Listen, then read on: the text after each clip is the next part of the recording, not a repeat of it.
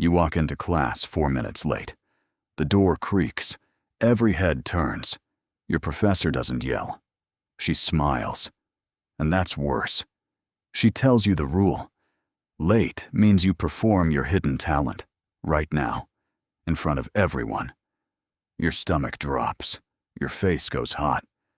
For a second, your mind goes completely blank.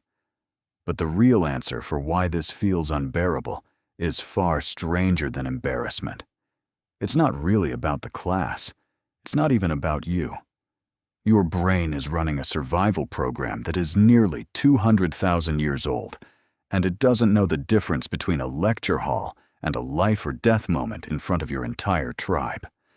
Think about that heat in your face, that freeze in your throat, that desperate urge to disappear. None of that was designed for college.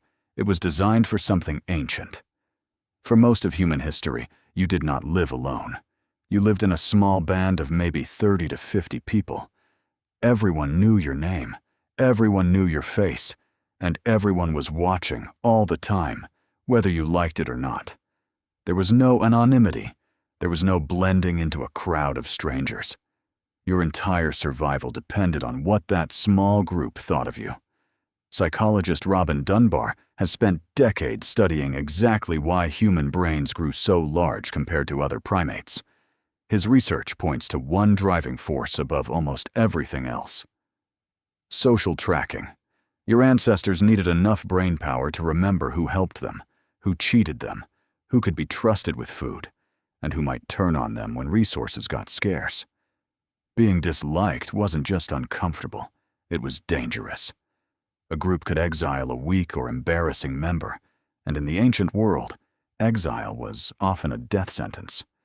No tribe meant no protection from predators. No protection meant no food, no safety, no future.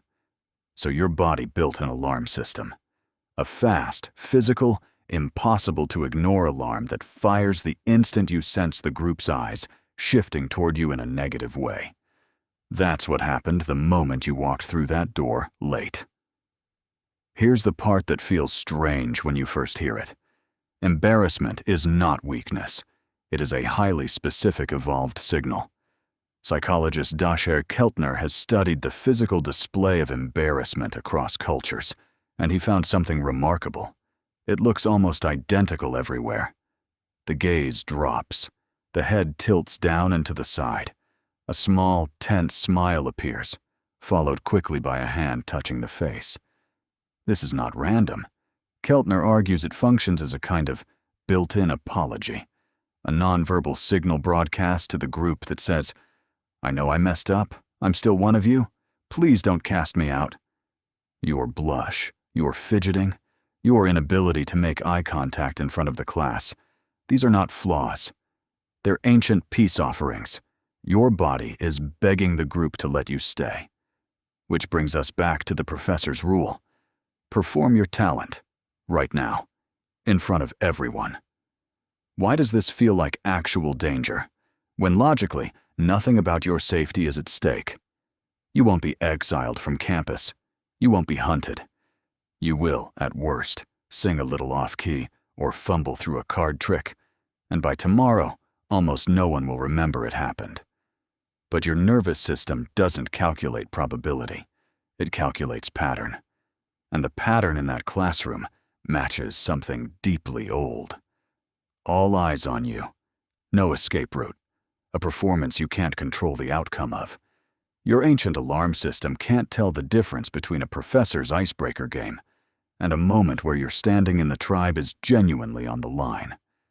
There's a researcher named Sarah Blaffer Hrdy, who has spent her career studying how human children were raised across evolutionary history, not just by parents, but by an entire surrounding group of caregivers, watchers, and evaluators.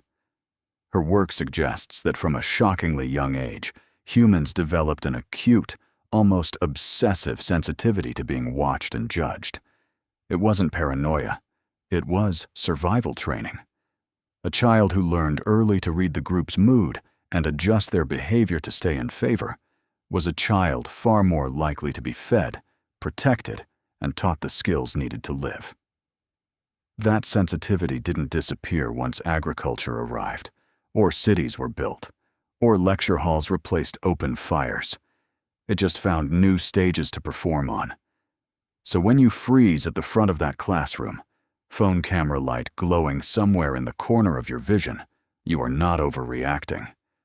You are a 200,000-year-old survival machine, dropped into a modern room that looks nothing like the world that built you, but triggers the exact same alarm. Here's the twist that changes everything, though.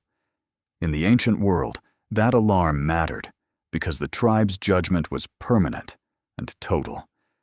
There was no leaving, no new town, no new group of friends next semester. If Tihi